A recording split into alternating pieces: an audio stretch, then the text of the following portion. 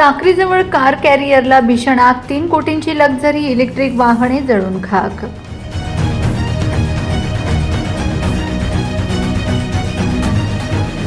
धुळे जिल्ह्यातील साक्री तालुक्यात राष्ट्रीय महामार्ग क्रमांक 6 वर आज एक थरारक आणि भीषण अपघात घडला. सुरपाणगाव फाट्याजवळ नवीन लक्झरी इलेक्ट्रिक वाहने घेऊन जाणाऱ्या एका कार कॅरियर कंटेनरला अचानक भीषण आग लागली.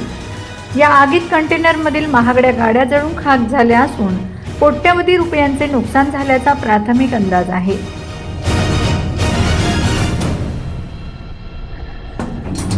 मिळालेल्या प्राथमिक माहितीनुसार सुशीला ट्रान्सपोर्टचे एक वाहक कंटेनर वाहन क्रमांक KL01AF2477 चेन्नईहून गुजरातच्या दिशेने लक्झरी इलेक्ट्रिक वाहने घेऊन जात होते. साक्रीजवळील सुरपाणगाव फाट्याजवळ आले असता या चालत्या कंटेनरमधून अचानक धूर निघू लागला आणि काही मिनिटातच आगीने रौद्ररूप धारण केले.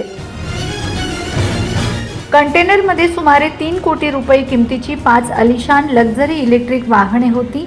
आगीची तीव्रता एवढी मोठी होती की कंटेनरमधील काही महागड्या वाहनांनी त्वरित पेट घेतला आणि ती जागीच जळून खाक झाली. चालत्या वाहनाला आग लागल्याचे लक्षात येताच वाहन चालकाने अत्यंत प्रसंगावधान राखले. त्याने तत्परतेने वाहन मुख्य रस्त्यावरून बाजूला घेत रस्त्याच्या कडेला उभे केले.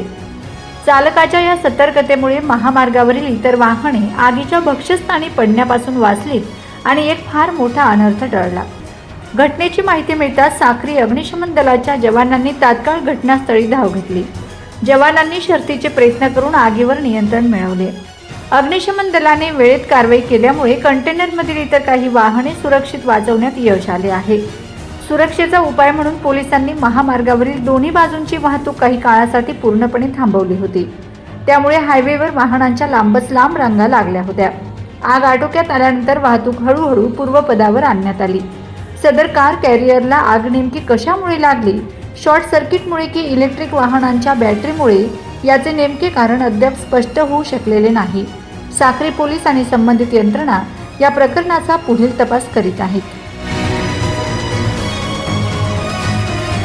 Bureau report, Navapur express news, Sakri.